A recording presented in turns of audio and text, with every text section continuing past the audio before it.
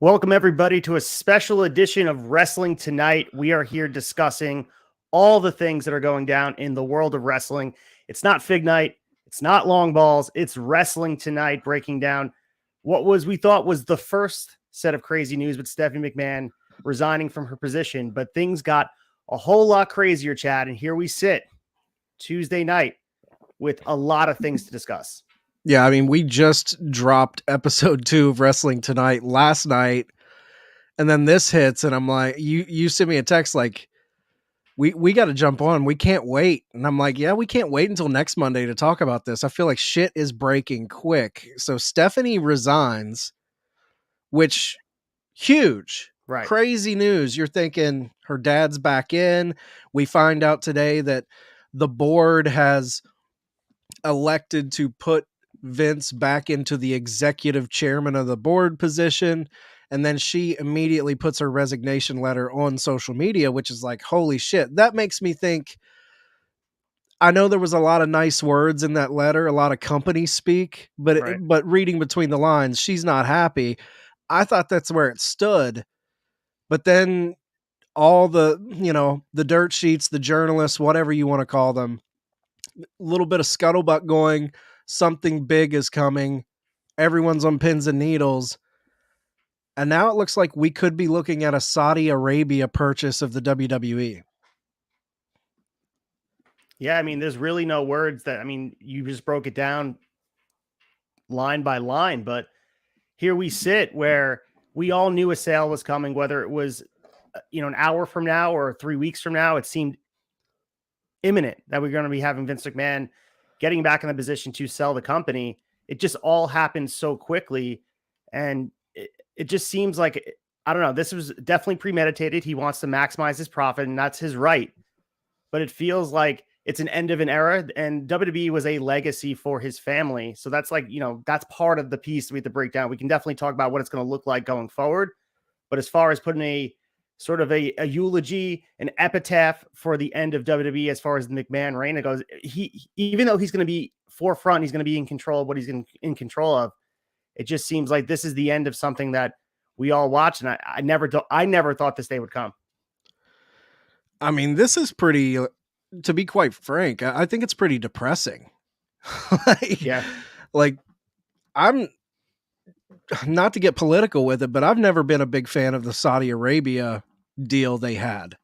If you dig into some of the situations they've been in with American journalists and all of that, not a big fan of the regime. And to be doing, even if it's entertainment business, to do any business with that, I think it left a sour taste in my mouth. But to outright sell your company, take it out of America. This is a company that was built from the ground up. This was a mom and pop American story, man, from rags to riches. This is the type of American dream type of story that you kind of hear about, that inspires you. And to see this is where it's possibly going, it's honestly shocking to me. And it comes across to me as a man who, he's making a decision with his back to the wall. It sounds like a vindictive decision to, they have the money. I think the private, what's the name of it? It's a private fund, the Saudi Arabia. Yeah, it's a private fund in Saudi Arabia. That's a collection of investors that have interest in WWE for quite some time. I mean, they have interest in UK Premier League teams as well. They have some stock and some Manchester United, trying entertainment business, and they're now proud owners of Live Golf. So that's the other thing as well, that they're trying to get their hand in sports. And this is a big piece of what we're talking about here, where now at this point, we have to really think about the fallout for the talent and for what it means for the future of WWE, because there's a lot of people that have been outspoken. You mentioned the WWE deal with Saudi Arabia, whether it be Crown Jewel or anytime they go over the greatest Royal Rumble. this has ramifications that goes beyond just Vince making a profit. You have talent that's going to be clearly unhappy. They're already unhappy with him coming back. And on top of that, they're doing business with Saudi Arabia where people, I mean, you can't take the politics out of it. It is what it is. It's exactly what it is. So, I think of Sami Zayn. I saw the chat pop up on here. Jack popped in here. Thanks for popping in Wrestling Tonight, guys. But Sami Zayn's the first person to come to mind. He was an outspoken critic of all of the deals, everything going on in Saudi Arabia. He refused to go out. He hasn't been on one show because of his Syrian roots and everything that went on with the civil war there. How does he handle it? And he's one of the hottest acts in all of wrestling right now. Yeah, and he's obviously the first guy we think about because he's kind of the face of that WWE wrestler that chose not to participate in the Saudi deal. But there's a lot of other guys on that roster that doesn't take the forefront and become the face of that cause that also have issues with this. So it's like, it really makes you wonder what the free agent market is going to be like. How does this, there's so many, I hate that I'm not finding my words, but there's so many things running through my mind. How does this affect the wrestling business in total? Companies like New Japan, AEW, Impact, you got to think it's going to be a windfall for them. As far as talent, there may be a mass talent exodus. You have no idea. I mean, maybe it looks the same, but I can't see it looking the same. I feel like this is going to be a major shift.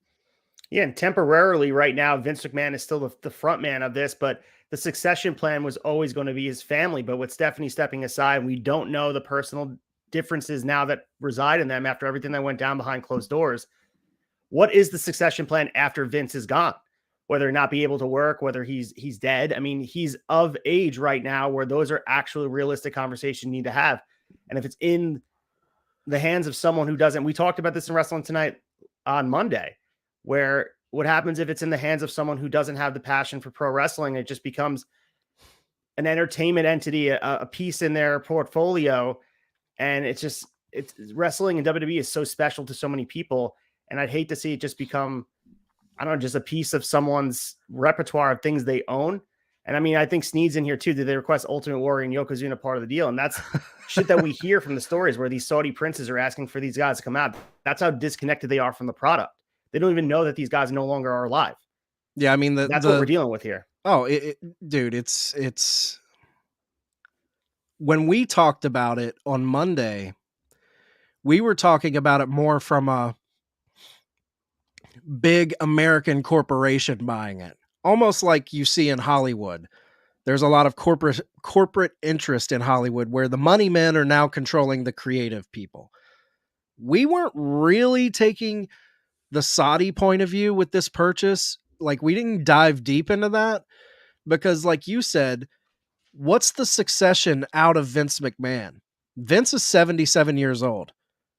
Once he's gone, Steph's out of the picture. There's rumblings that Triple H could be out this tonight while we're doing the show. Who knows? Something could break, and we're keeping up to date on Twitter. So if it breaks, we'll let you guys know. But without a successor like Triple H, Shane's gone. He got fired, I think, at last year's Rumble. So then it just becomes a company owned by a foreign government. Like, does it lose its hold in America at that point? You know, like, where do we go? Like, I don't want to be like a doomsayer or, you know, someone bringing melancholy to the talk, but if handled incorrectly, this could be the early death of WWE. Yep. In my opinion, like, this could be mishandled. I'm not saying next year, but I'm saying, like, this could have been the seed planted that 10 years from now, WWE isn't around. Saudi, you know, we're talking about that private fund ran by Saudi Arabia. I think I heard Meltzer say that they're worth 600 plus billion. Oh yeah. But we're talking about, they are just an arm of the royal Saudi family. When you get into the royal Saudi family, 600 billion's like pocket change. That's when you get into true. Those royal families have infinite wealth. I think someone in the chat said they live in castles made of gold. I mean, we're talking about, do they care that much about wrestling? If it becomes a headache, they could just bury it and be done with it, especially if they take the company private like they're saying they're going to. Yeah, and the other difference too, and we talked about Manchester United being owned partly by the same investment fund. It's different than sports because it's entertainment. We talked about this with Netflix, potentially whoever it is, Google getting in, Amazon popping in here. You can kind of plug and play the sports. It speaks for itself. Here with wrestling, it's about the storytelling. It's about the connection people have with the characters on screen. You know, Manchester United, you just, again, they suit up, they play the game. And yeah, the things behind the scenes can definitely ruffle some feathers. But with WWE, it's all about the presence behind the scenes. And a lot of times, the most important thing is what's happening, not even on the screen. It's about the people that we believe in that are providing the product for us. And that for the longest time was the McMahons, whether we love them or hate them. They've always been the background of what's been going on. Vince and then Stephanie, Shane at one point, Triple H, Vince Sr. This is a long line of 35, 40 years of just absolute dominance in the sports entertainment world. And this is not how we all saw it ending. We all talked about Aurora Levesque being kind of the succession plan, being there with her dad, Triple H, when all this went down, and all talked about how, I mean, it's an American story. You hear, think about Triple H, where he was when he left WCW and came to WWF, and then how he rose the ranks, and everyone talked about it. And here we are talking about it's going to be owned by Saudi Arabia, with Vince getting the last laugh as a sad old man at the front. And it's depressing to me. It's hard not to be. So I'm not sure if any of the major not platforms, but sites out there have reported on it. But I know bodyslam.net is kind of in the mix of guys breaking news here and there. They're reporting right now. This was tweeted at 10:30. They said exclusive WWE sale to Saudi investment fund done. Company going private. Press release incoming. So let's talk about the private nature of this as well, because that's not even something we're talking about here. They were priding themselves on going public because of how family friendly the product was. Is this shift where they're going with the presentation on screen? Is this just so they can't open up the books for everyone to see, similar to how they used to, where they can kind of gloss over things? You think about the steroid trials, things that kind of went overlooked because of the fact that they were private, and being a public company comes with all sorts of pitfalls if you're trying to hide things. And maybe Vince at this point, I'm not saying he's going to do whatever he was doing in the past or accused of again. I'm not going to make that statement. But being private speaks for itself. So what does that mean for the product and what we're going to be seeing on the screen, aside from who owns it? I mean, I think you got to think a piece of this private thing is to really bury things like this Wall Street Journal investigation into McMahon. You know, like, what else? There are obvious perks to both sides, going public, staying private. You know, private, you don't have to disclose all of your money, all of your back end stuff. I think you can get away with a lot more when you're private. Of course. But with going public, I think the reason WWE went public initially was legitimacy. If you can say you're on the Wall Street, or you know, you're being traded on Wall Street, mm-hmm. you're not just a podunk wrestling company anymore, you know, and money is there, big money. Man, I've always we all have a certain level of love for Vince. Even from childhood, because you think back and you're like, man, that's Mr. McMahon. If it wasn't for Vince, we wouldn't have pro wrestling like it is today. There's a lot of that. And I have a little bit of that in me. But dude is revealing himself over these last few years. I've always thought he was a dirty shyster, and you'd have people like Bruce Pritchard coming out on podcasts and be like, no, Vince is a good guy. He takes care. And I'm sure that is the case. But moves like this, ousting your daughter, Like, this is a guy who, he's a right wing, aligns himself with Trump, the American dream. He likes to wear his wife worked in Trump's cabinet with this whole Make America Great Again bullshit. And now you're lining up with Saudi for a deal. It's like, the guy just seems like he's a fucking walking lie to me. Sorry. And the thing is, I don't understand it when it comes to money. I understand you want to maximize profitability. That's the smart thing to do in business, but it's not like he's hurting for cash. So it's, for me, legacy means more to me than any amount of money can. So when it's all said and done, Vince had said himself, or Shawn Michaels said it about Vince, he wants to die in the chair of Gorilla. But is this how he wanted to go out? Maybe it's the only way he thought he can get back to Gorilla. And if you really want to kind of get into the wheels turning in his brain, that he couldn't see himself living a life without WWE in front of that screen with the headphones on and calling shots behind the scenes. And maybe he thought the only way you can get back in is this way. But it's like, you're willing to sell out your family for this. You're willing to push Stephanie out. You're willing to push your son-in-law out. I mean, all bets are off. I mean, morals be damned. This is like the ultimate power move. I mean, we thought it was like a legacy thing. But now, I know we had mentioned ego, but to me, this is like ego trumping legacy. Totally. Like, this isn't leaving a good legacy. A legacy would have been putting this company in a position to be left in safe hands. Legacy isn't selling to the highest bidder. That's just greed to me. Legacy it's not just about money when you're talking about making sure this thing you've cultivated for decades and your father cultivated. It's about making sure that when I'm gone, someone will be able to cultivate it for more decades. But how do you get to a point if it's not just about whose dick is bigger, I'm going to get the biggest amount of money that allows me to still be in control? If it's not about that,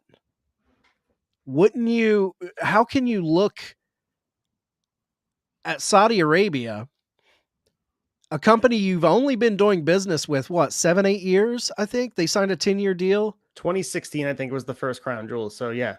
So like, you signed this deal with them and you've already made up in your mind, yeah, they're the right people to carry on this legacy. No, it's money. It's power. It's not wanting to let go of control. It's ego, greed, control. To me, that's what I see when I look at this deal. Ego, greed, control. What I want everybody to do is turn on that WrestleMania 20 on the Peacock while it still exists and check out the intro where you have Stephanie, Shane, and Vince holding a baby Declan McMahon, a baby Aurora Levesque in their arms. WrestleMania 20, where it all begins again, the whole thing at MSG. Where have we gone almost 20 years since that point, where it's no longer considered a family business, that you're okay with this happening? And I don't know if we'd be having the same conversation if this was Netflix or Amazon. So we wouldn't. No, yeah. We wouldn't, Ace. Like, this is if this was Comcast, if this was Netflix, if this was Fox, if this was any of those companies, and this isn't getting all partisan and, rah-rah, sis boom bah nationalistic. It's just those companies, at least you feel there's a chance that there could be something more. When I look at the Saudi Arabia deal, I'm like, man, it looks like dark days ahead. Are we looking at this the wrong way? Is there another point of view that we're maybe missing where it could be, I'm not saying better, but it could sustain, and it could be the similar WWE that we're used to? Is there something we're missing here? An opinion that we're maybe like counting out? It's hard for me to find that opinion at all. It might feel like business as usual for a short period of time, but what I'm worried about is what we just mentioned before, the succession plan after Vince. Who's taking control? Who's the person at the helm of the wheel that's guiding this ship to WrestleMania 60 when I want to share this with the young people in my family? that I want to continue to be a fan going forward. And to me, like, as we talk about the Saudi Arabia thing, it just seems like, again, a portfolio piece for an investment fund that wants to be profitable. And that's what they're looking at as far as WWE. How did we become so far removed? Was it just this tattered ego because this man was pushed out of his own company? And I understand that feeling. He had to feel a certain type of way when he's watching what he built in his eyes be run by somebody else, family or not. He feels like he deserves to be there. But are you willing to put all of that aside and literally sell your soul to I guess, get one over on people? And we talk about how he would be remembered. How is he remembered? What is Vince's legacy? Is it the scandal at the end with the Wall Street Journal? Is it going to be this? Is it what he's accomplished before that? It's hard to say because we're living right now in the now. But what is his legacy? And I think that's got to be a question he's going to be wrestling with for the rest of his life. Really, man, these last like 2 years, 2 or 3 years have not been good for his legacy. I mean, he's got black marks all the way back into the 80s. But like the thing to me that makes this really crazy is it with the quickness that this sell went through. This was all premeditated.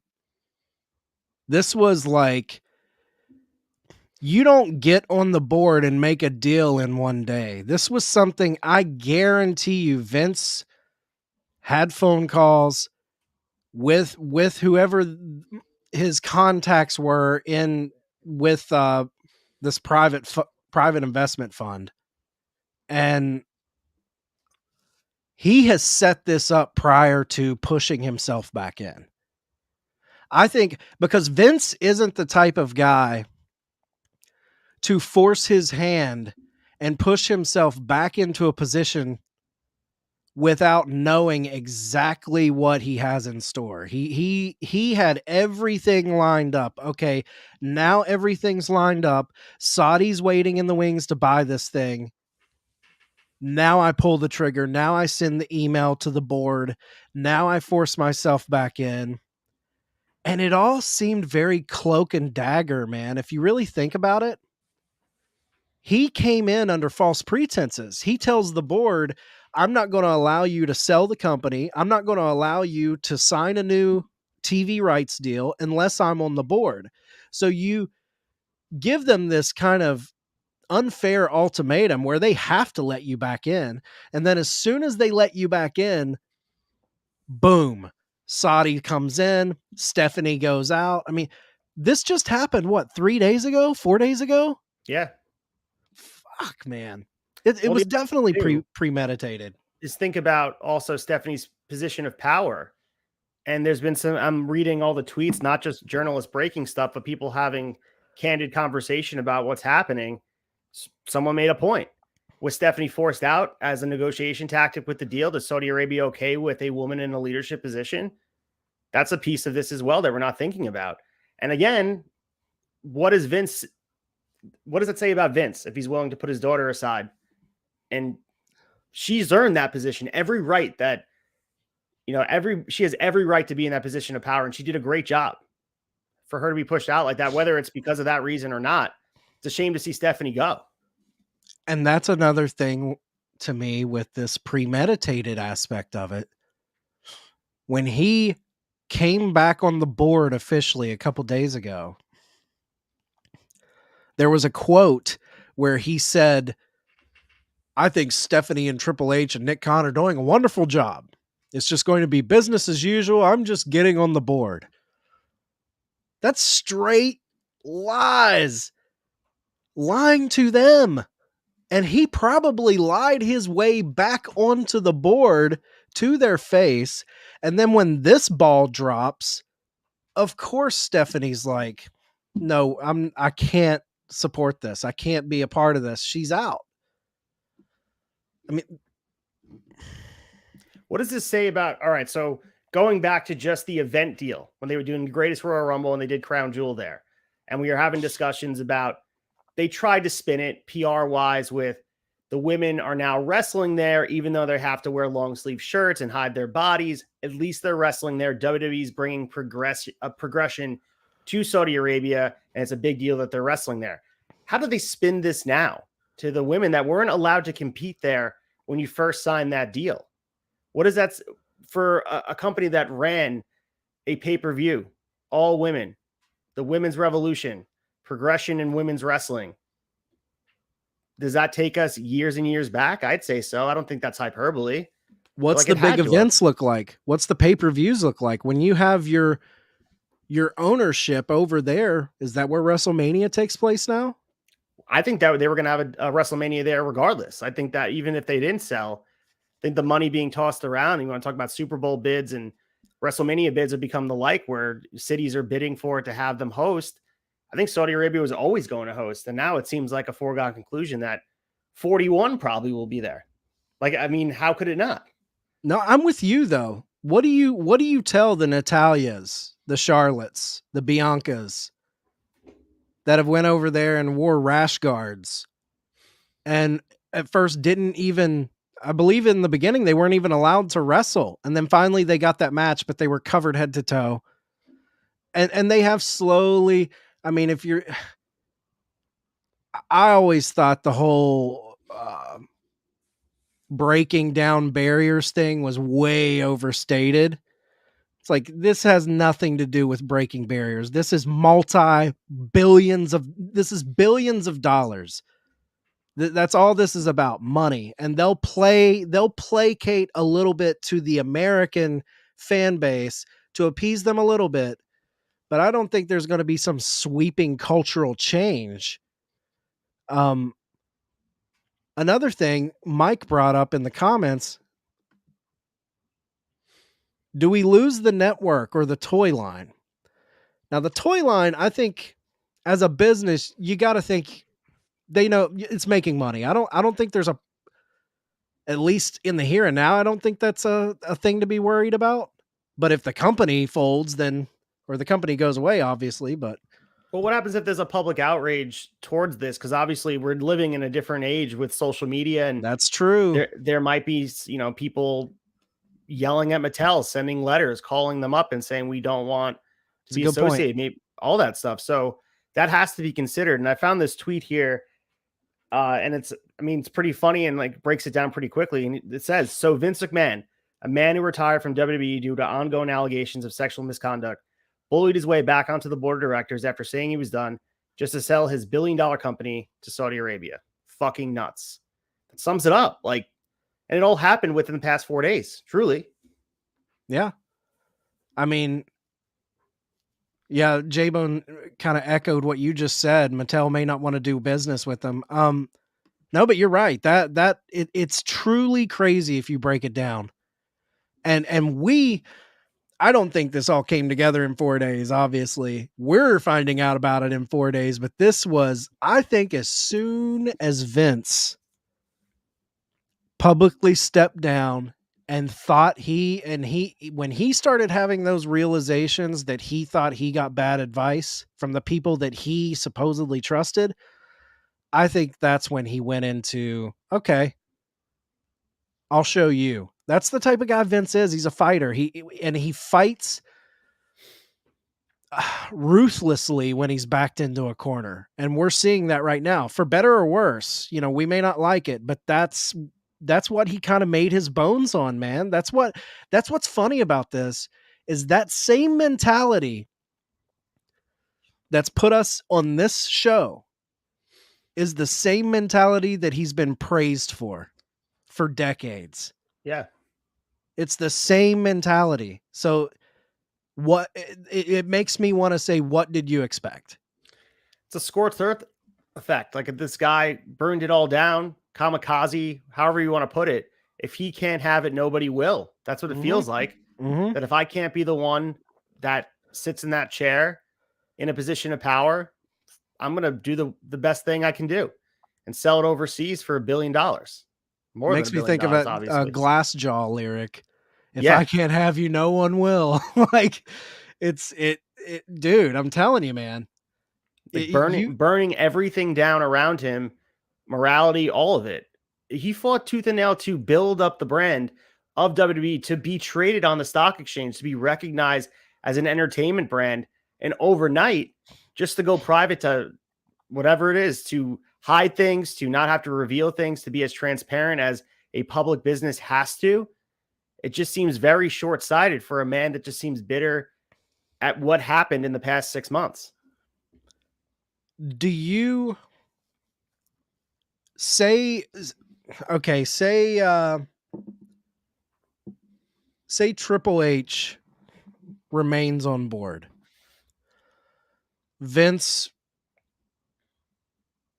takes over more control like he had before, but Triple H tries to stay on board. And for the most part, it feels on our TVs like what we're used to. Do you think fans will do you think there will be kind of a sea of people not watching anymore? Or do you think people will just go to their TVs on Mondays at 8 p.m., Fridays at 8 p.m. and tune in? Do you think we're going to feel a true drop off in the fandom? Not immediately. I really don't think that's going to be the case. I don't think we will either. It's going to take time for people to realize where it's funded at. And as long as Vince is the person standing in front saying everything's good, and the people that believe in WWE are going to believe whatever spin they hear from Nick Khan on a letterhead and all that, they're going to believe it. Again, my concern is what happens in 10 years from now when he's 87 years old and he doesn't have the mental capacity to run a business. Who's that person who's stepping in for him? Who's the person that's going to carry on the legacy towards WrestleMania 60, like I mentioned before? That doesn't seem likely. So no, I don't think it's going to dip off. It's going to feel like business as usual. It's going to feel like big entertainment owned elsewhere.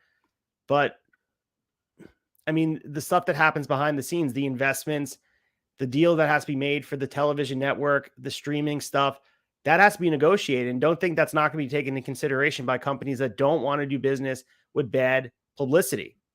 So that has to be discussed as well. And maybe he has good info that they won't have an issue with that. Maybe he feels like people look the other way with, this is just a person that's funding this. It's still going to be a family company. I'm standing in front of it.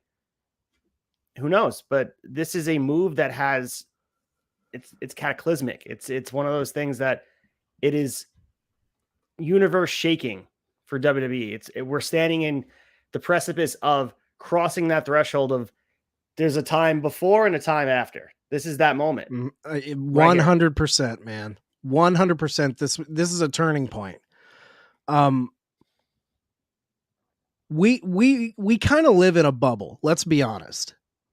I would say everybody in this chat commenting right now, everyone watching this video, me and you, we live in a hardcore wrestling bubble. If you're watching two guys talk about wrestling on YouTube, you're in a bubble. Most of those 2 million people that tune into their weekly shows, they don't even know this company's up for sale. They don't even know that this is going on right now. They might see a headline, but it's in one ear, out the other. People got a lot of shit going on in their day-to-day lives. They just want wrestling at 8 p.m. every Monday that they've had their entire lives. So I think there is an aspect to that where we won't see this massive wave of people leaving. But I do think a lot of hardcores will probably turn their back on this. And I do think it's going to be extremely interesting to watch ratings now. I've never been a ratings guy. I think it's a little bit archaic and outdated the way they do it. But right, it's going to be interesting to see what these weekly ratings turn to week after week as this unfolds.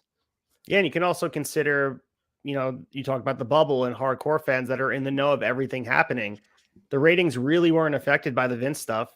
It really wasn't. I mean, they still continue to do on Fox and USA, they continue to do their usual, a little bit over 1 million, 2 million on Fox, 1.5 million on USA. Didn't really matter. So they are able to just have those casuals tune in because it's habit. And it's one of those things where WWE is the circus. It is Coca-Cola. It is Pepsi. And Mike and I on Shot Nostalgia talked about what makes that so important. It doesn't have to be the best. It just has to be accessible. And, we talked about, we compared good wrestling to, you go to like the food market or one of those food trucks and have the best homemade soda you ever had in your goddamn life. And it tastes the best. You can't believe how good it is. But then you go to the grocery store, you're hosting a party. Where's that soda? You can't find it. There's a Pepsi though. You pick it up, you bring the Pepsi home, and then you enjoy it with your family. So that's the WWE effect. But what makes them so popular with people is the fact that they've had this name. It's been in the McMahon legacy, and it's going to take time for people to realize when they start making mistakes, and then people are going to start looking into who's funding them. And I think J-Bone made the thing here, and he said once casual fans find out who owns it, it's going to take time for that. This will break news, and people are going to be like, "Oh my God, I can't believe WWE's been sold." But I don't think people are really going to consider the ramifications like we are right here, breaking it down for about an hour here on YouTube at 11:30 p.m.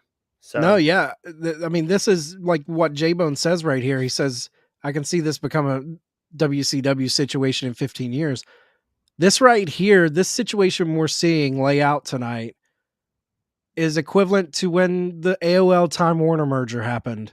I think that was the major turning point for WCW. Let's get to some of these comments because there's a few in here that are pretty interesting to me.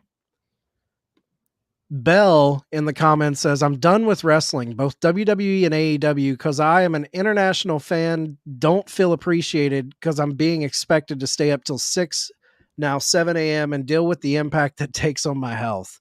I feel you. Wrestle Kingdom, I stayed up late. That was rough. I didn't feel well for 3 days. Yeah, and especially, when you see stuff like this, it's like, do you really want to put that extra effort in? And then we have Mike comments on J-Bone's comment and says, "I don't think it'll take 15 years. I think Mike's right. I think it could happen quicker than that."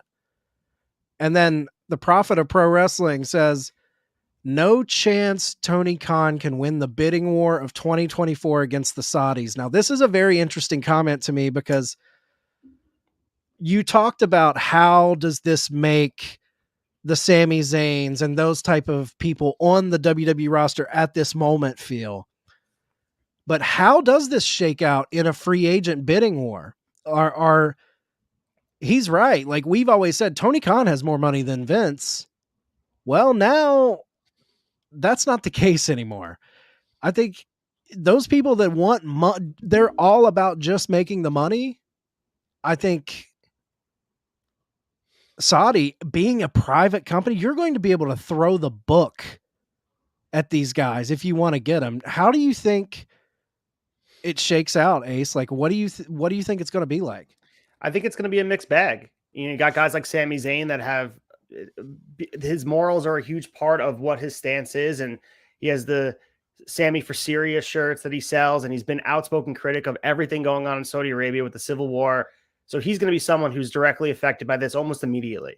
So I can't see him being okay. And again, this is just based on history and the things that he's had said in the past, being okay taking a check from a source that he doesn't feel is genuine. But as far as other people go, I mean, there's going to be wrestlers that want to take a check. And if it's double the money they're making now, I'm sure some people are not going to question where it's coming from. But it's going to definitely have an effect more so than it did. So I think it just really depends on where you stand. I mean, you got a guy like Dave Bautista. He's not wrestling anymore, but he certainly has been outspoken about the Saudi Arabia stuff as well. So it really just depends on where you kind of have your allegiance as far as how much it means to you, where your paycheck's coming from. People get paid from all different sources. Some don't even question where it comes from. The higher ups, whether it's an American company or not, there's some shady stuff that goes on for even some people in the chat, probably where your money comes from and how it was made. We all know that. But at this point, I think it's a big piece to consider. A guy like Sami Zayn, it's got to have an instant effect because it wouldn't shock me if he doesn't show up on SmackDown. Like that's how real it is. I could see that too. I could totally see that. And with the whole free agent market thing, I think it's a pro and a con. Yeah, you're going to get more money probably. They have the ability to throw more money at you, but at the same time,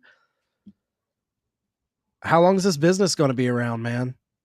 Now you're in uncharted territory with owners that how comfortable or how much confidence are you going to have in this new ownership to treat you right, to do right by you, or that's a whole other thing. Like you're going to have this kind of cloud of uncertainty hanging over your head.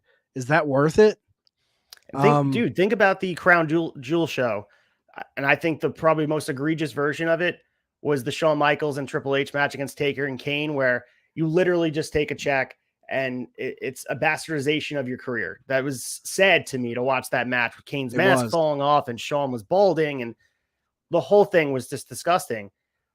But at the end of the day, that's the creative that they want. Maximize the star power, bring Goldberg in, all of that. Do we see that type of transition happen on the screen on an everyday where you start to say young talent be damned? We're going to bring in big stars, old stars, because that's what the casual fans like. That approach too has to be considered, whether Vince is in charge of creative or not. There's a person funding it now that has a track record of these shows being booked like these super shows with all these stars, pay him all the $1 million. And again, going back to Sneed's comment before about Yokozuna and Macho Man, don't even know that they're not alive.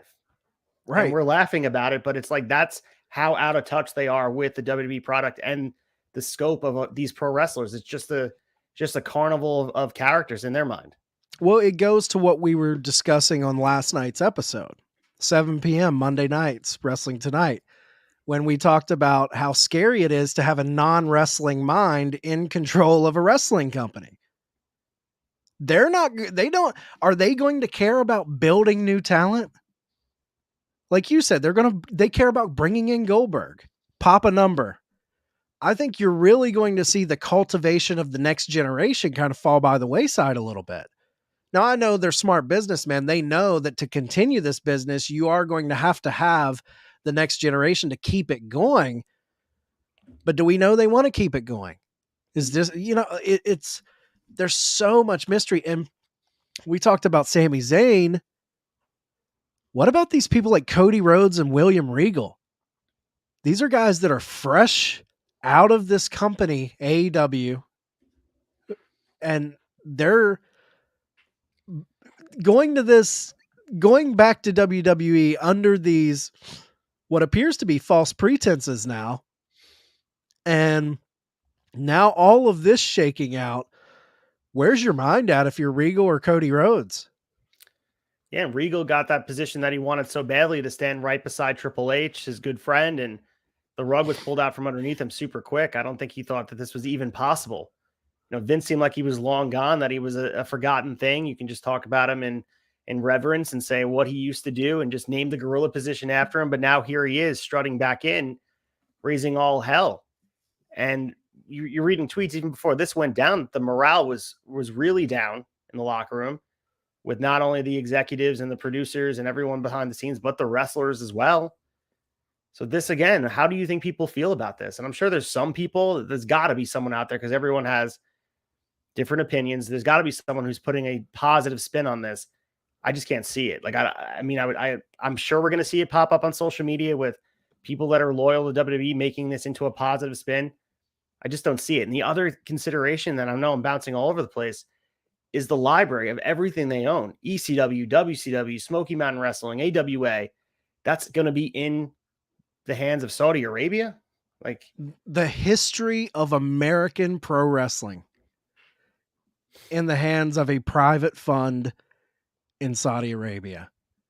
I can't tell you how much that gets my blood boiling. It's so sad because at any moment that plug can be pulled and we won't be able to access that stuff. People have gotten used to the network. Like it's there and we have this infinite access to watch that. At any moment they could turn that fucking switch and we won't be able to watch it. And Thomas Armstrong's in the chat. He says, brings a whole new meaning to wrestling has more than one royal family. Yeah. Thank you for watching, Thomas. Thanks for watching, dude. And Adam's in there. He says, AEW going to do big numbers tomorrow night. That's a good topic. Do you think this has an immediate effect on AEW? Do we see an increase? Do we see kind of a wave of maybe some of the hardcore saying, you know what, screw this. I'm going to TNT. I'm going to TBS. I'm watching wrestling over there. Sure, there'll be some. I don't think it's going to be enough to like really make you notice it. I think they were going to draw a big rating anyway with the ladder match and being in LA. I think it was, and especially with the conjecture, possibly with Mercedes being there. I don't know if this has a direct effect. I'm sure there's some people that are absolutely writing WWE off. But for those fans that are loyal to WWE and it's habitual behavior for them to turn it on Mondays and Fridays, I don't see those people leaving that quickly. So, yeah, J-Bone says maybe a slight uptick, but not overnight. I think this could be that spark though, where you slowly start to see, because I heard Dave was talking about it on Observer Radio where he's like, nothing happens. He was talking to guys in the Attitude Era in the locker room, the Stone Colds, the Triple H's, the Rocks, and they're putting on these fire shows. Crowds losing their mind, but WCW's beating them. Yep. And he's like, what can we do? And it's not a, hey, we're putting on fire shows. It happens over. It's a slow, it just goes. And maybe this is the start of that. And this is, again, we didn't even talk about this before. This is straight out of the playbook of Dana White. You can go back to the Fight Island that he created, and all because he wanted to bypass the restrictions that were put in place during 2020. So, maybe that's sort of what he's looking at, that people will look past where the money's coming from, as long as you're putting the best product in his mind. Again, this is from Vince's perspective, what he believes is the best product on the screen with the biggest star power and drawing big crowds and running big arenas. And because there's a certain sect of the WWE fan base that does enjoy those crown jewel shows. It was well received this year. People started, that trend was really moving towards, they look past it like, I really like that daytime start. I really enjoyed that show. So and true, you really didn't hear as much of the same backlash. Conversation. It was almost like it happened enough years in a row that it just feels normal. And that fan base and those amount of people may feel this a certain way, that they're just like, all right, as long as it looks the same and smells the same, I'm okay with it. We got Snafu Snaps in the chat. NWO minus Hulk Hogan optics, world stage being set, CEOs worldwide selling, dipping out. Remember Linda McMahon, past government inside info. Hashtag truth, yo. Thanks for stopping in, dude. We got YK Beast. I hate Vince McMahon. I think that sentiment, I think, is floating out there like heavy tonight. I'm sure there's a hashtag for that. J-Bone says, I may just start watching MMA again. I get that feeling, J-Bone, but we got to keep the love of pro wrestling alive. We can't, I feel like MMA stole some of that Attitude Era of a fandom. A lot of people left. I was one of them. I came back, but yeah, those casuals from the Attitude Era are now sitting watching UFC week to week. Yep. And I know people probably keep sharing this meme over and over again, but this feels like that Vince NWO storyline all over again, where he's turning around the chair instead of NWO. It's a lethal dose. That's what it feels like. That's the storyline come to life. A lethal dose of poison. I'm going to kill my own creation. It's wild. That is going to be all over social media tomorrow. That clip is so prophetic. Prophet of Pro Wrestling says the Saudis can't make the WWE product any worse. I'll take that bet. We had people that know pro wrestling making wrestling bad. Now you might have people that don't know pro wrestling. That's a scary proposition. Look at some of those shows, dude. Like, you got Kevin Owens losing the Universal title to Goldberg. You got Bray Wyatt losing the Universal title to Goldberg. You had that match I mentioned before with Undertaker and Kane, shells of themselves taking on DX, shells of themselves because they're just looking for a check. So let's not be so certain that they're not just willing to put whoever out there, whatever. Man, everything is on the table at this point. And I don't think, again, if you turn on Monday, if you were asleep under a rock and you turn on SmackDown on Friday, I don't think you would notice a difference. I really don't think you will. It's going to take time and a shift. And wrestling is a marathon. So like when we were talking about with Triple H, I don't think we could really judge him until he had his own WrestleMania. We're not going to get that now, but I think people were giving Triple H a pass for a long period of time. I think people have to watch this progression and grow to what the product looks like, because they're going to finish out some storylines. It's going to look the same presentation-wise, but we might just see some of that talent that they've been pushing behind the scenes as far as young talent start to fall by the wayside. Yeah, man. We got some good conversation going in the chat. I'm watching these guys light it up. Thanks for chatting, guys. Keep it going. YKB's kind of commenting on what we said earlier. It means that now every show will be in Saudi Arabia or WrestleMania too. Yeah, I think that's coming. Maybe not every show, but we're going to see a Mania in Riyadh. I think that's coming. Prophet of Pro Wrestling. creatively, it can only go up from here. Whew. I like your optimism, dude. I like your optimism. Adam, we need to get a thank you TK trending. Hey, I'm surprised Tony hasn't dropped one of those classic cold-blooded tweets. I love those Everyone's being tweets. so nice to me. Yeah. Drop one, Tony. We love it. YKB saying Saudi Arabia doesn't know wrestling. It's just a game of money. That's what we said. It's greed, ego, and control from Vince McMahon. Mike from Shot of Nostalgia with Ace. Fake razor shit going down on the weekly.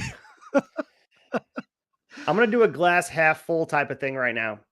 Let's compare this to the World Cup and where it's hosted on a year-to-year basis and how corrupt FIFA is and everyone that's critical of it.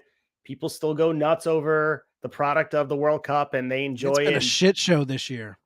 But what I'm saying though is there's a lot of people that look past it. They did record highs in ratings this year because of that. And maybe that's what people are feeling. And we compared it before. Sports and wrestling, they'll never be one and the same because the on-field product of a sport speaks for itself. You don't have to worry about telling a story. It's not scripted. You can just let it do what it does. You put a talented team on the field and let them play soccer. But with wrestling, there's a lot of things that have to happen to make a fan happy. Yeah. I mean, that old adage, any publicity is bad publicity, or any publicity is good publicity. Is there any world where the ratings increase? There's more people tuning in to watch the car crash aspect of this. Do people want to see how this all unfolds? It's a morbid curiosity. I'm sure some people, there is a car crash culture that has been created where people want to see how bad it is or the change, but that will wear off. Like I said, it's a marathon and the product's going to speak for itself. And there's going to be people that are going to read behind the scenes and say, this is not for me. I don't want to support where the funding comes from. And people are going to feel a certain way about, as long as, again, as it looks like WWE, I'm okay with it. But I'm more concerned about what happens 10, 15, 20 years from now if WWE is still standing because of the succession plan. I don't think there's going to be an immediate effect. Like I said, you wake up Friday morning, SmackDown's going to look exactly the same. Yeah, for everyone tuning in just right now at the top of the show, that was kind of our major cause for concern with all of this. It's not the here and now, what's going to happen. I don't think we're going to see a change on our television anytime soon. It's Vince McMahon, 77 years old. What happens when he dies? Who's next in line? If Trips is out, if Stephanie resigned, who takes over? Who's running creative then? That's the scary aspect of this. It's not like Vince isn't there 20 more years. He's on borrowed time. Those steroids could catch up with him at any minute and he could kick the bucket. Anthony Wright says what we've been saying, what happens next with Sami Zayn? I feel like Sami is a big, big question mark for a lot of fans. One of the more entertaining, maybe top 3 entertaining acts in WWE right now. Guy had a fucking killer year. And he's obviously, like we said, the poster boy of not participating in the Saudi deal. So that's a big question mark. Thomas says Ronaldo versus Roman at WrestleMania 40. Could happen. The World Cup connection is there. But and I see the quote on here by Jack. And Jack, thank you for watching as well. Sports tell their own stories. Wrestling requires the people up top to know what they're doing. I'm worried. I am as well. It doesn't matter who's running the ship at the NFL. Really, at the end of the day, the players play. With wrestling, it's all about the story behind the scenes and who's pulling the strings, the puppeteer. That Jack hits it on the head. That's what I'm worried about. Sports is easy. You just follow how it plays out. You have to have a mind for the business. You know how all of those old school guys have been holding Tony Khan's feet to the fire over every little decision he makes, saying he doesn't know how to book? Well, at least this guy's a super fan of pro wrestling. He's finding his way, and I think he's been pretty successful with it. What happens when you get a guy in charge that isn't a fan of the business? What are those creative decisions looking like? We got how many How many Sheik characters will there be? It's a possibility. This is just revenge of how they portrayed Muhammad Hassan on screen back in 05. Young Anthony in the chat says Freddie Prinze Jr.'s company is about to ball out. Now, he's making a joke, but let's really talk about this. Say it hasn't came out that Trips is completely out of the company. But one thing we have to think about, Stephanie resigned.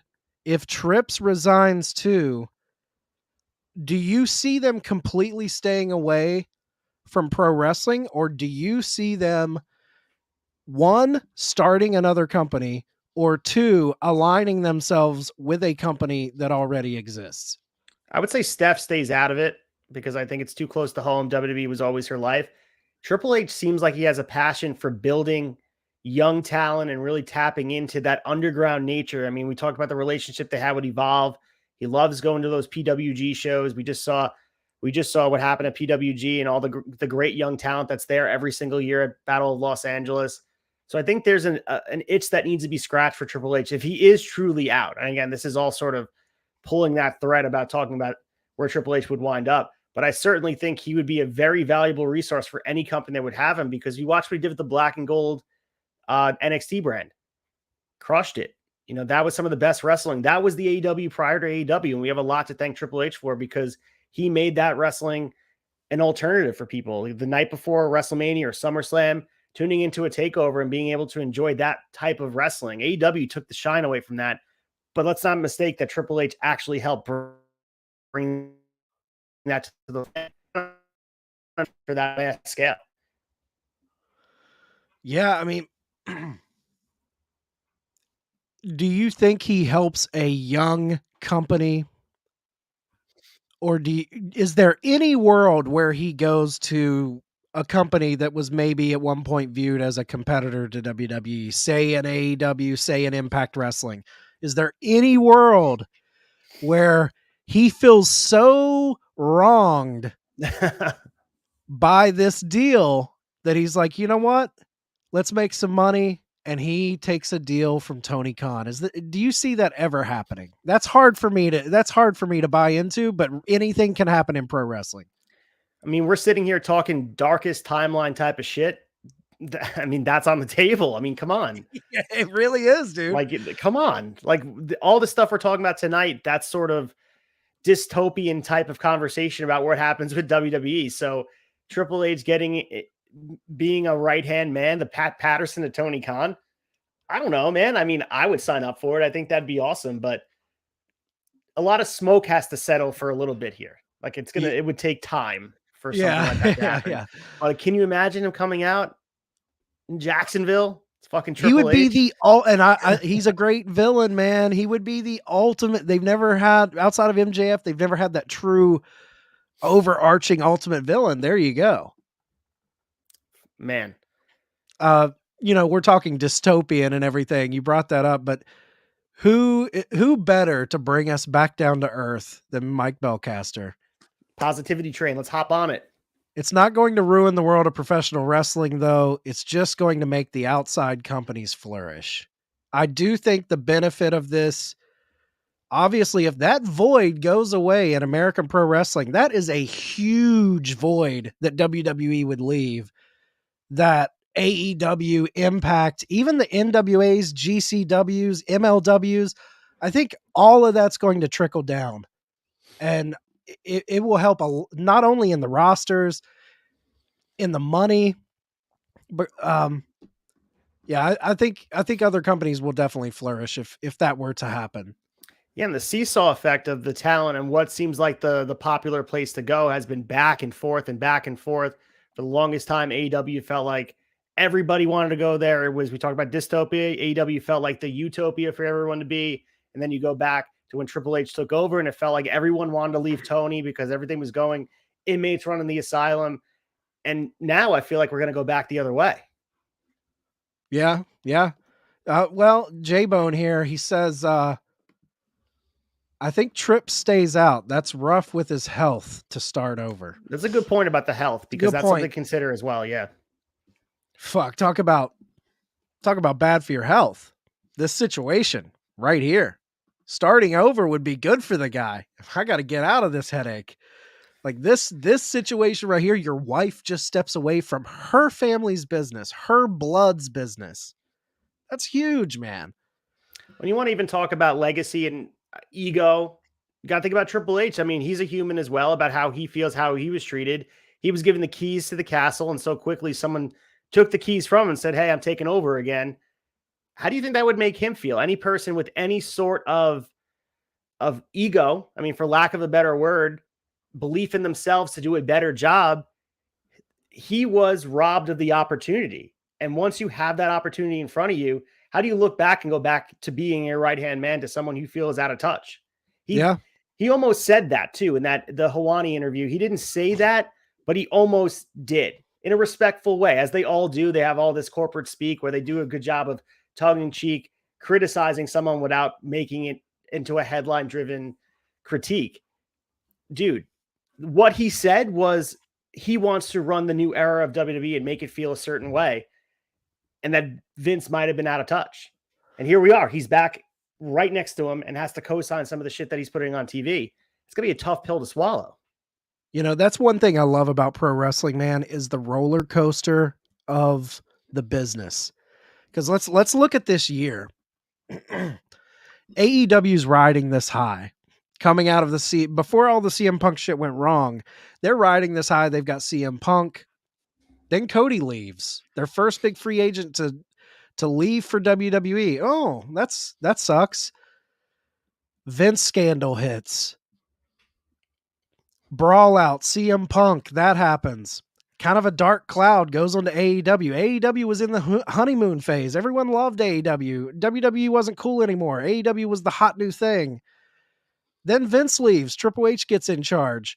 AEW's in rough booking territory. They're kind of trying to recover from All Out. They're scrambling. They're reports that there's locker room drama in AEW. So AEW's kind of the ugly duckling of the wrestling community, and WWE's now on top. Man, everything's bright, sunny, new booking. Triple H is turning things around.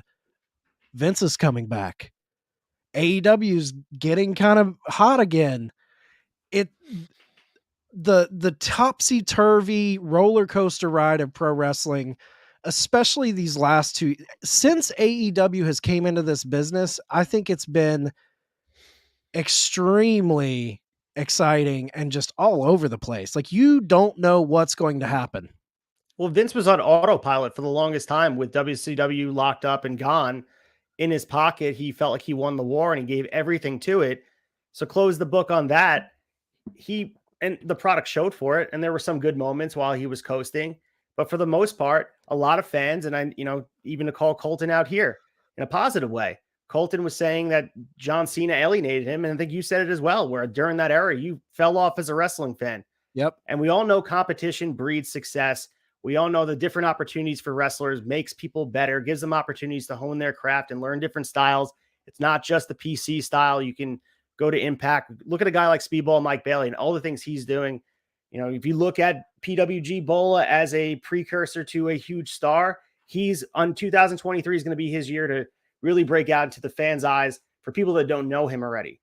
So a guy like Speedball Mike Bailey, if he was to only live in a world with WWE being the monopoly and holding on, and there's just the local indies you can strive to run, but you have to learn a certain style because you only can work WWE. Maybe a guy like Speedball doesn't get the opportunity to show what he's able to do. Guy like Commander, guy like Bandito, Will Ospreay, all these guys that have flourished in this post WWE monopoly with AEW existing. It's crazy. Yeah, it's changed the landscape of it. Anthony Wright brings up a good point in the comments. He says, there's always a possibility with the resignations. I guess talking about Stephanie McMahon, possibly Triple H, they have non-competes where, like the superstars do. It's very true. And a lot of times those type of contracts have way longer non-competes. I think Renee Young, or Renee Paquette, as we know her now, I think she had like a year and some change where she couldn't show up on another wrestling program. Yeah. It's not like the 90-day superstar non-compete. Thomas says, it would be a bitter pill to swallow for Hunter. Maybe Regal could convince him. I think that's talking about going to AEW or one of those companies. Yeah. I mean, Now, Jack, I never realized it, but I want to see Triple H in AEW more than anything. Yeah. I mean, we can look back at anything that kind of predicted this, and I don't think we would have been coming to this conclusion ever. We go back. We knew a sale was happening. We knew that this was eventually going to happen, but to burn everything down around you, relationships, reputation, legacy, it can't just be about money. I think it's what you said, backed against the wall. He felt like he had no other option but to lash out. And I guess the question that I have for you is, do you think there's a level of regret from Vince in the near future where he said, what the hell did I do? I think that's only regret. A man like that, that's deathbed regret. He won't have that until he's on the breathing machine, thinking back on life. And he's like, man, I shouldn't have done that. I think he's just proven himself to be like, at first, maybe the writing was on the wall and we should have saw this coming. Because at first you're thinking he's a wrestling guy. And obviously he is. He's made his life in the wrestling business. He's one of the guys, the guy that built the wrestling business. But as he went along, I feel like he stopped being a wrestling guy. This is a guy who never liked the word wrestling. We make movies, pal, like, so maybe he was telling us all along, I'm a businessman. I want to be a Hollywood studio.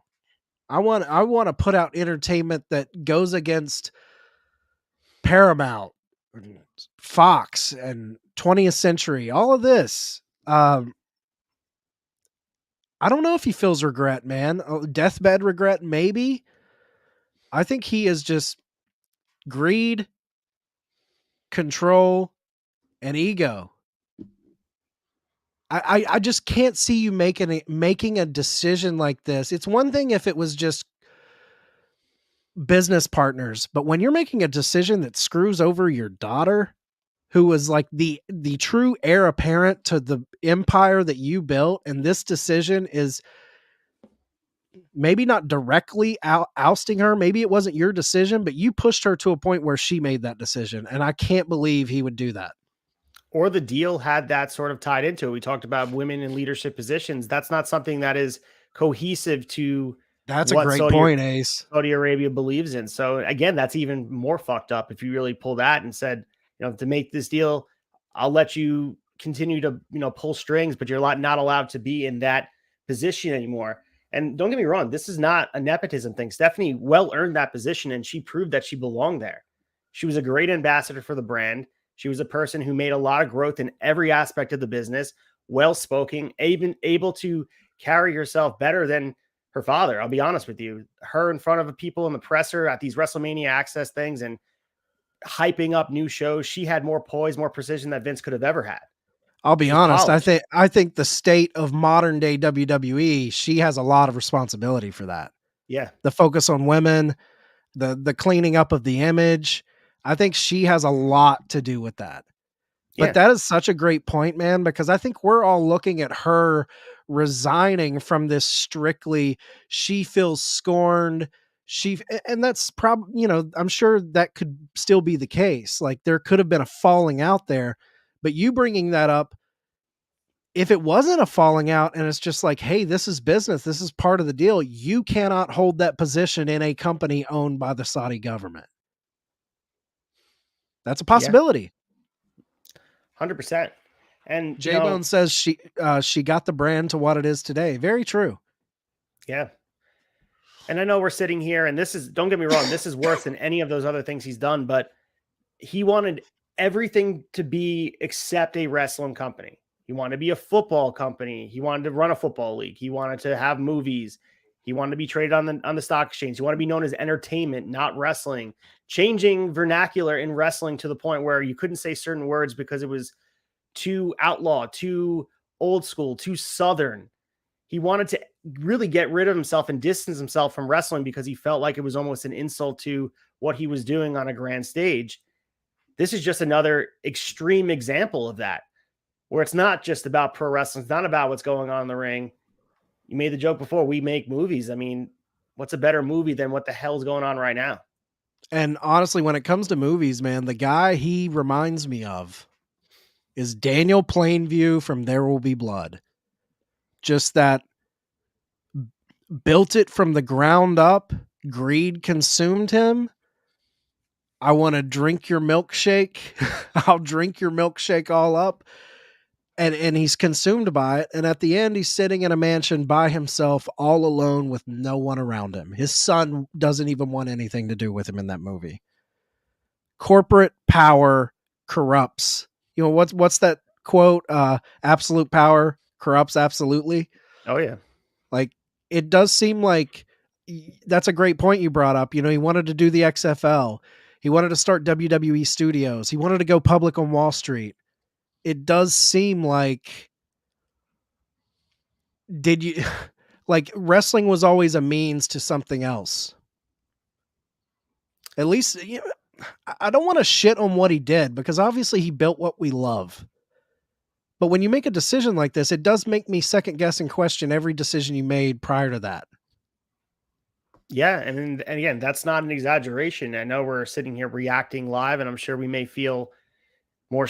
We would feel stronger tomorrow, or we may feel a little bit more reserved. But these are our raw feelings, and you guys are in the chat too, giving your feeling. And I really appreciate the reaction everyone's given us and hanging out with us tonight in this impromptu breaking news show, Wrestling Tonight. We do air 7 p.m. Monday nights on the Turnbuckle Tavern. Make sure you guys like and subscribe if you like what you're seeing. Yeah, please become a regular at the tavern. We have shows every night of the week. It's a little more formatted usually. We just wanted to come on here and like spill our guts. I just don't understand how. I don't understand how he's going to be okay with this down the line. Tyson asks, "What would Vince McMahon Sr. think?" How much money is too much money, too? Like, the guy has never to want for anything. His kids never have to want for anything. His kids don't have to want for anything. And at this point, like, if you're severing ties in your family, I mean, maybe it's all hunky dory at the holiday get together. Maybe they can separate family and business, but I tend to think those things usually cross pollinate and shit goes sideways. But you got to think if you're doing things to kind of slight your family, you're 77, dude. How much money do you need? Are you leaving this to the grandkids? You know, like what is this all about? Legacy. I can't say legacy anymore because like we said earlier in this stream, you can't say it's about legacy when you're selling this to a company where the succession of who comes after you could cripple the company. Stephanie's not there anymore. Trips could be on his way out. Who's next? Who's the great mind, the great wrestling mind to handle the creative moving forward after you're gone? The fact that you're not taking that into consideration tells me this isn't about legacy because you don't care where this ends up after you're dead and gone. I mean, you said it best. That's what it is here. And this is what we're dealing with because WWE felt like a foregone conclusion to be around long after we were gone. They were printing money. We talk about the remodeling structure of the streaming services, changed the way pay-per-view was done. Really, you want to look at how they initiated that with the WWE Network, took a risk by putting all that funding, put WrestleMania 30 on that streaming service, and a lot of sports leagues, a lot of entertainment and industries followed that model because of what the risk they did. So they've been trendsetters in that way. I just don't understand how you're okay with what goes on after you're gone. Yeah. And the uncertainty that exists now because of the decision you made, because no amount of money could make you sleep better at night with that in regard. But maybe the tensions were too big anyway. Maybe he felt scorned by Triple H and Stephanie to the point where it was irreparable. Yeah, Jack, I seriously feel like Vince just dumped on his already tarnished legacy. And Jack, that movie I brought up, it was There Will Be Blood, Paul Thomas Anderson film. Great movie, 2007. Trev Cagel's in the chat. He says his dad didn't sell. He gave it to him. Why didn't he give it to his kids? His dad is probably rolling over in his grave. What a piece of shit. Yeah. Sports card influencer. Vince finally injected the poison. He killed his own creation. Lethal Seems dose. that way. Seems that way. So for anyone watching, just jump in the chat and tell us, will you be watching week to week? Will you continue watching WWE? Are you out on it? Or does this news make you want to stop watching? Like realistically, I know we're all hot about it. Most of us will probably still keep up with it, but are you legit not going to watch because of this news? How serious are the people watching this stream taking this? Does this make you stop watching WWE, or are you going to still stick with it? Let us know in the chat. Yeah, and I'm sure there's again casual fans that felt like doesn't matter who owns it, it's going to be the same level of entertainment because it's on the same in their mind, the NFL. It's on the same stage as Disney, ESPN. It feels like it's the biggest thing in that world because some people don't even like pro wrestling. They like WWE. That's a true fact. There's fans that feel that way. And, history has shown that even though there's some shitty things that happen behind the scenes at companies and there's public backlash, these companies quickly recover from it and they continue to do business as usual. So it really depends on how the fans react here. And like I talked about with Crown Jewel and the Greatest Royal Rumble, those Saudi shows were met with huge negative reactions. But over time, maybe it's fatigue, maybe it's just you're just used to it.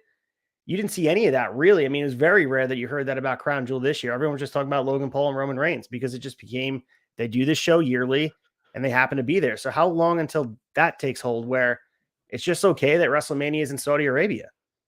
Right. I mean, that's a possibility. And do we start leaning more into that where we're not getting the long-term stories anymore? You're not getting that wrestling minded booking where it really is about just bringing in the big hits and not so much the bell to bell, week to week storytelling. Tyson says, I will continue to watch.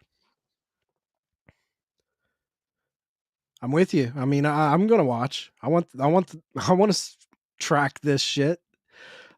Jack, some people will never have enough money. It's a curse. Man. And so, you guys, for further conversation on this, obviously the Rodan guys are going to be on here breaking it down. They're going to be talking about the on-screen stuff, but also this is going to dominate most of their conversation, I'd imagine. So they're sort of our WWE experts here on the Tavern. Self-admittedly, Chad and I are not the most WWE-centric conversational guys, but I do follow it. I do watch a lot of it, but my mind has always been sort of, especially in the later years, geared towards, the New Japan Pro Wrestling, AEW, that kind of wrestling. But you can't dismiss what made us a fan in the first place. And it was WWE. It was Vince McMahon at the helm, and earliest memories of wrestling, Vince McMahon's responsible for that. So I can't help but feel personally jaded by this. Like I feel jilted. Like, I don't know. There's a certain feeling of a sinking feeling where I read it. And I think I'm going to remember this feeling for a long time. I'm with you. I mean, this was my childhood. WWE, WCW, NWA. Those were the companies as a kid. So I'll always have a soft spot for those companies. I'm definitely more of an AEW guy today. If you want to watch our WWE exclusive show Thursdays, 8 p.m. on this channel, The Raw Down, those guys will be talking all about this, I'm sure. Gary Judy is in the comments. He says, I would think the women's division has to quit the company now. How can I keep watching after my daughter's favorite wrestlers aren't allowed to wrestle anymore without a series of restrictive rules? You hit the nail on the head there, man. I think that's a big issue. I think that, along with the Sami Zayns, I don't think KO does Saudi either, does he? I think because of some of his tattoos. Same thing with Malachi Black when they had the tattoos. That it's some reason that I don't know if there's like a religious reason for the tattoos he had. I remember reading something like that. Oh man, we got Mercedes Monet in the chat on Twitch. I'm sure this isn't a bot. That's why I left WWE 100. People keep asking why you leave because when it's time you see the light, having Stephanie quit was confirmed for Saudi Arabia. Thanks, Mercedes. Good luck at Battle in the Valley. Yeah, hope to see you on Dynamite tomorrow night. Mike, probably still bring it up on the wrap up too. This is going to paint every show. I'm sure this is going to be talk on every show. It's just that type of story. Yeah, this is a conversation that I don't think we could have predicted we'd be here, but this has been dominating the conversation. Well, Vince McMahon has been dominating the conversation since everything broke with the Wall Street Journal. I mean, go through the timeline of all this going down. All of this happened very, very quickly. And I know that some of the rumors that were starting when he came back on the board, that it was going to take 3 to 6 weeks, potentially 3 months. People didn't know the timeline. For it to happen in the course of a mere 48 hours, it's just insane. And also it kind of gives credence to what you were saying before, that this was absolutely premeditated, calculated, and very sewn up well before he even worked his way back in. So this was definitely a done deal. Things like this, for the amount of money that's being sold for and all the certain restrictions that go in place for a deal like this, doesn't get drawn up in a couple hours. So there's been lawyers and people working behind the scenes on getting this done. And it makes you believe that. I mean, they kept it pretty tight for a bit because guys were willing to come back. You know, William Regal jumped back on the ship and morale was pretty high with Triple H at the helm. And I don't know. In the wrestling world, it doesn't seem like things can really be kept quiet. I don't know how that was the case. Man. Yeah, that's why this is so damaging to Vince, is the level of calculated cloak and dagger behind closed doors, clandestine type of moving, man. He's making these phone calls. Think of all the logistical meetings. I'm sure paperwork, contracts were drawn. Contracts, it takes time. You don't just like, here's the deal. You know, they had to work out all the parameters way before this was set in motion. Rock'em Sock'em Wrestler, yeah, dude. Darkest side of the ring ever. That's coming. That's coming. And Jack says, Mercedes and Naomi have to feel like the smartest people in the business. That's another thing to talk about before we get out of here, Aces. People like FTR, people like the Young Bucks, people that have contracts coming up. You know, we mentioned MJF earlier in the show. You got to think there was a little bit of a question mark, like, oh, will FTR go back? Because, you know, maybe they want to go back and work with the Usos, and is the Bucks going to want to test those waters if CM Punk possibly comes back to AEW? Or are they going to try and get out? Now with this, I feel like this hurts a lot.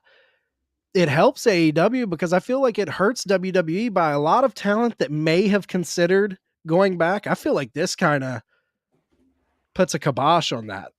Well, it's going to unintentionally reveal some of the characteristics of those that look past certain things, and whether it's fair or not, that's going to be sort of what people are painted with. Because if you're willing to look past certain things and sign on for a certain amount of money, you can't fault anyone for taking the money and cashing that check, because that's a prerogative they deserve, and they work their asses off to get to that point to negotiate that contract.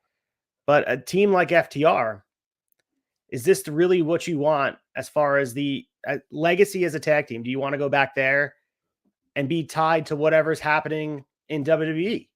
Whether fair or not, you're going to be tied with it. And I don't know if that's what how could There's no way. There's no way, man. Knowing Dax, the way he is in interviews, the kind of the mantra that he beats into every interview he gives, this is all about supporting my wife and my daughter. And I want to do something that my daughter can look back on and be proud of. There is no chance in hell that man goes back to WWE now. He's too much a man of character for that. I would bet it all on that. And I think it was, I forget who wrote this in here, the allowing his favorite wrestler, I think it was Gary Judy that was in here. Gary talking about this. What does the women's division look like, even stateside, when they're running shows back in, obviously they're going to be running shows all over the Northeast and where they usually run shows.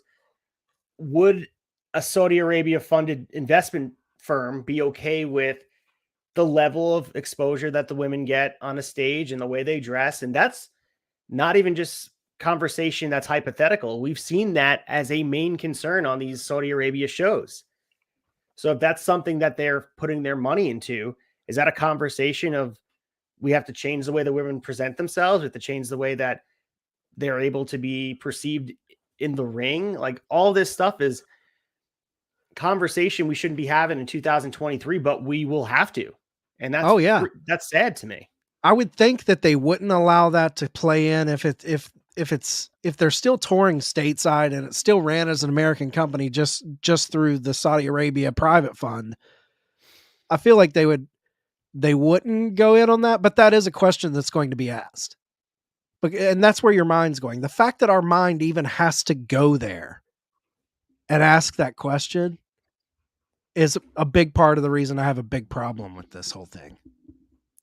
Yeah, and it's detrimental to that whole movement that we were so proud of WWE for having, putting the earmark on what was the women's revolution, as we mentioned before, and how far women's wrestling has come since even the early 2000s, mid 2000s, to the point where, we're seeing huge stars like Charlotte in the ring, main eventing WrestleMania.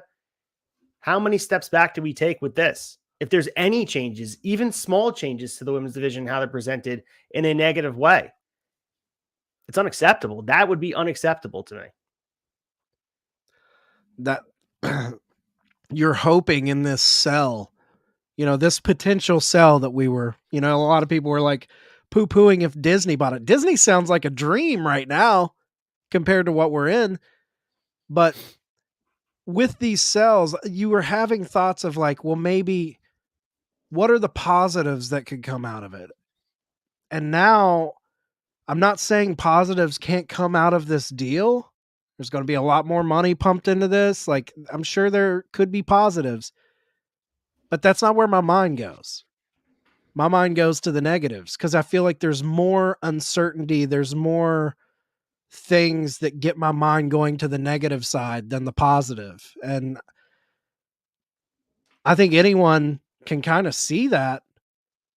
But it's funny that like a Vince McMahon, that just goes back to the control, greed, ego of Vince McMahon making this deal, strong arming himself back in, making this premeditated plan to take back over and force this sell and oust his, not saying it was premeditated to oust his daughter, but he had to know that those things were possibilities and he just did it anyway. It's a shocking state that we're in right now. And if you were to make a prediction right now, because I don't think it's came out, I haven't been tracking the news up to date, but if you were to make a prediction right now, does Triple H stay with WWE? I really don't think so. I can't see him doing that, especially, and it all depends. And obviously everything was sunshine and rainbows in that letter that was sent, the statement that was sent out by Stephanie that she looks forward to where the company goes. And that's all corporate speak. But if we believe what we believe about Stephanie and how she was pushed out, how could he? So how could he be the one that stays there? And I'm not saying it's guaranteed he goes elsewhere and works in wrestling. That's a conversation for a different time. But there's going to be a lot of people that don't want to sit idly by why this person who is out of touch, who's been out of touch, aside from this going on, this person who feels like they don't have an understanding about who the current fan is. And again, that's a conversation for another time, sits and starts to sabotage everything that they were building and built. And Triple H has to sit there and be okay with it. I don't think we've seen enough from Triple H to know he won't stand idly by, or at least getting his opinion in. And we all know Vince is not going to let him get his opinion in. Do you see any massive cuts coming? Do you see anything like, I guess what I'm asking more so than just like company wide layoffs is, do you see how is it going to shake out with unhappy roster? Are people going to be trapped in contracts? Are people going to have the ability to just opt out? Or is it like you're locked into these things? Like, how do you think that shakes out? Well, yesterday we talked about that non-compete with the FTC. That plays a large part in this. If there's a precedent set that these talents are considered contracted employees and they're able to work freely and bounce from workplace to workplace, if that happens 180 days from now, if someone wants to leave WWE, the next night they can show up in AEW or MLW or Impact overnight with no non-competes. WWE would have their hands tied. Money or not, you can't, if that's precedent set by the FTC that you can't have these non-competes in place, we could have a situation where guys are going to have more freedom than ever. And it's almost the perfect storm for guys that are unhappy. We could have a situation where these guys and women are able to bounce somewhere else and have the freedom to not sit out for 90 days. And that could be a huge step in the right direction. And there's going to be people on both sides. There's going to be people that look the other way and say, I don't give a shit. I'm getting my check. And that's their prerogative. But there's definitely going to be people that speak out and say, absolutely not. And I truly believe Sammy's one of them. And that's such a shame because of the year he had in 2022.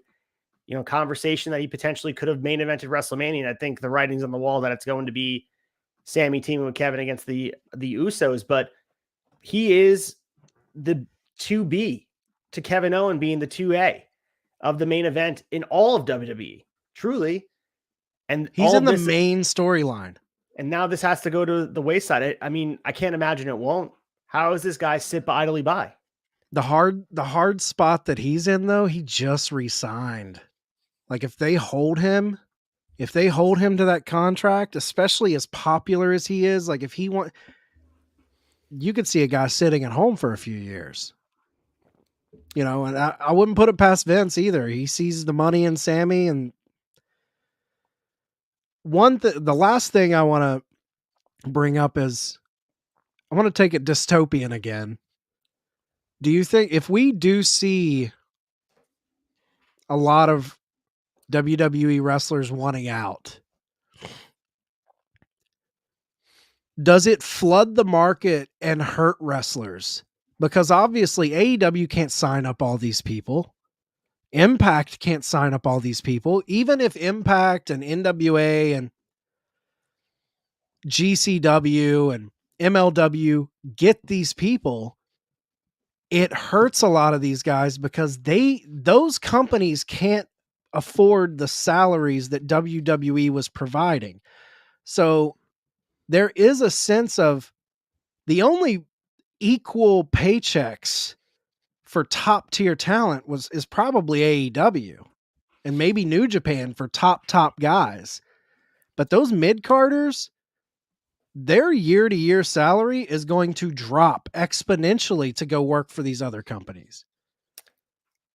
I think what it does is it strengthens the indies. What it really does is you're going to have a lot of these indies that are going to have access to talent. If there is these hypothetical cuts that we're talking about, I'm not saying even a guy like a Kofi Kingston, former WWE champion, and say he leaves, him on the indies so valuable. We've already seen the model be kind of paved with a guy like Cardona, with Cody Rhodes, making very, very good money on the independents. And if you're a star that's been established in WWE, that might be an option where you have the freedom to work where you want. You can also work those GCWs and the bigger indies, House of Glories, where they're going to be having these decent paydays. And it's going to be a different lifestyle. Certainly it's not going to be the posh lifestyle that WWE provides where you get to jet set on a plane overseas. But we've seen it happen before where wrestling thrives when all this talent has no other place to go but every place, which is the independents. And as a person who advocates for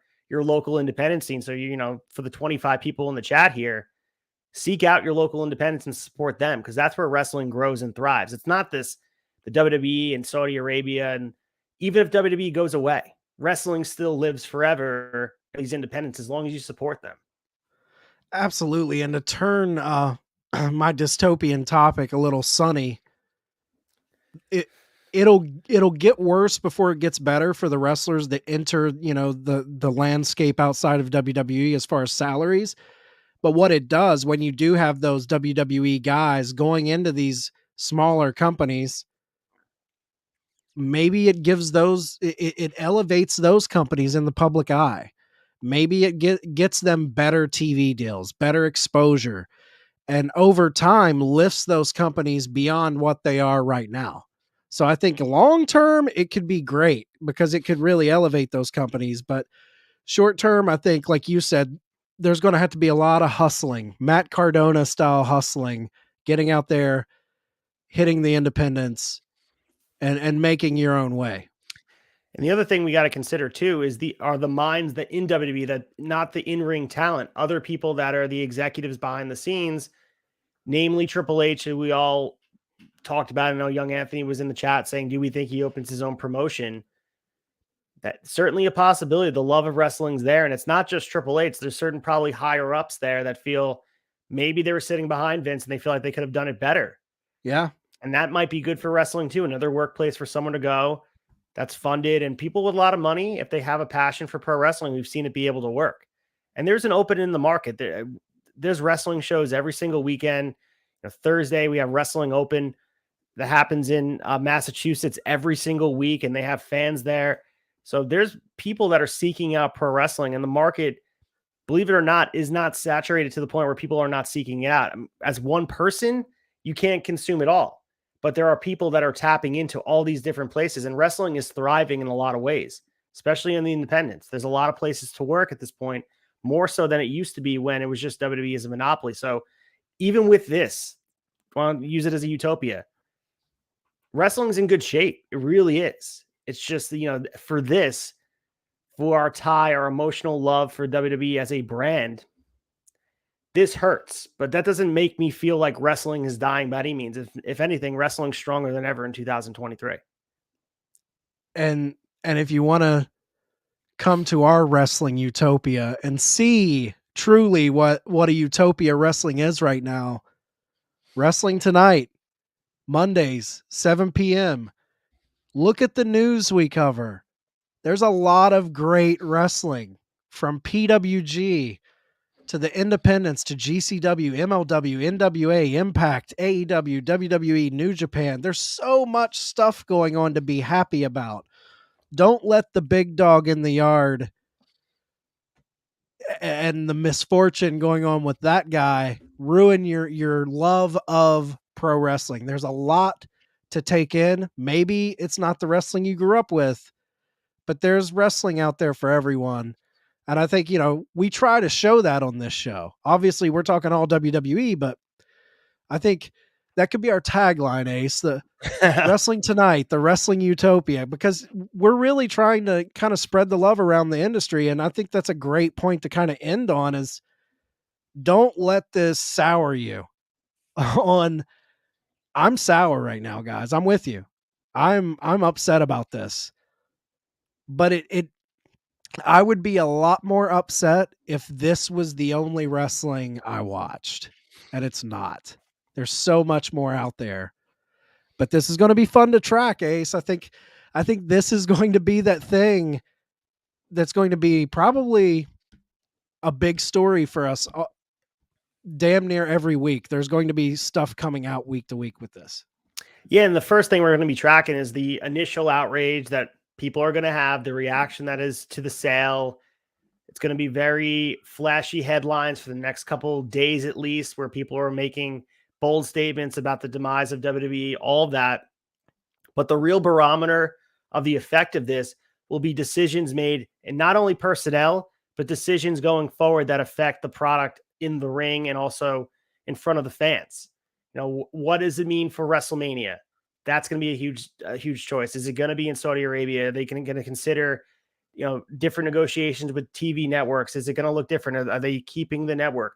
All those small decisions that seem very isolated are going to be very connected. And I think we're going to be able to paint a broader picture about the negative, neutral, or positive effect that this is going to have. I'm sure you and I both agree about it being very negative at the moment, but this is also very reactionary. There is a chance, positive spin wise, that possibly this could be a good thing. I don't think so, but there's a possibility out there. Anything is possible, but we just have to wait and see to see what happens and what decisions are made, because I truly believe Vince is just a front man for what is a larger scale that's going to be running the company behind the scenes. And that's a scary thought to think of what we know and love for the longest time is being run by really complete strangers that don't have a passion for the wrestling business. And that's freaking scary. It's very scary. And not to take us on another tangent because we're wrapping up, but I saw in the comments earlier and I forgot to point it out. Someone brought this up and I think they're spot on with it. I forget who said it. I think The Rock's off the table, man. I don't think he joins Mania with this going on. There's too much at stake for him with movies, and I'm sure the people in the production companies and his whole team, whether it be lawyers or management, PR, they're probably like, don't touch that with any 10-foot pole. You have to stay away. And yeah. Yeah, I think $7 Productions are like, no, sir. That is bad optics all around. And that's what it's all about. It's about the optics. And a guy like The Rock thrives, and his whole legacy, I'm talking about legacy and persona, is based on optics. And he, look at his Instagram presence. It's all positivity and, lifting people up. I don't think he wants to be associated with something like that. Even Vince himself. Even Vince being back, take the Saudi Arabia part out of it. I don't think he could be back with Vince in the fold also, with all the negativity surrounding him. Nope. I don't think so, man. I think it's off the table. Guys, super appreciative of all the people showing out in the comments tonight. Fun stream. We were going to do like 30, 45 minutes, but you guys were lighting it up so much. I felt like we had to stick around and get the conversation moving. Had a lot of fun. If big things happen, maybe these Wrestling Tonight breaking news segments will pop up when we can do them. I thought this was a lot of fun, Ace. What do you think? I loved it. We were texting aside and you and I were considering potentially waiting to talk, but waiting a whole week for this to happen didn't feel the right move for me. And I wanted to make sure we got on here and gave our opinions, because the conversation I felt was like a therapy session for not just us, but for everybody in the chat. And as wrestling fans, sometimes you need that sounding board to have a conversation with like-minded people. You were my shrink tonight. You were my shrink. As you were. You kind of walked me off the ledge a little bit. I started out hot, but yeah, man, I love going on and talking with the fans. So if you guys are watching, if you're watching after we streamed live, please like, subscribe, comment, share. Big thing, subscribe to the channel. It means a lot to us. It helps us out exponentially, and it's free. All you got to do is click that button. We have a lot of shows, a lot of great things. TheTurnbuckleTavern.com takes you to everything we got too. So we have a lot of stuff going on. We're on Apple and Spotify. If you can't do the videos, you don't have time to sit down and watch, you can listen to a lot of our stuff too on Apple and Spotify. Jack says, much appreciated. It was a fun night with y'all. This really took me by surprise. Thanks for just stopping in, dude. Thanks to everybody for stopping in. We'll be back Monday, 7 p.m. right here on the Turnbuckle Tavern. Wrestling Tonight for Ace. I'm Chad. We'll see you guys next week.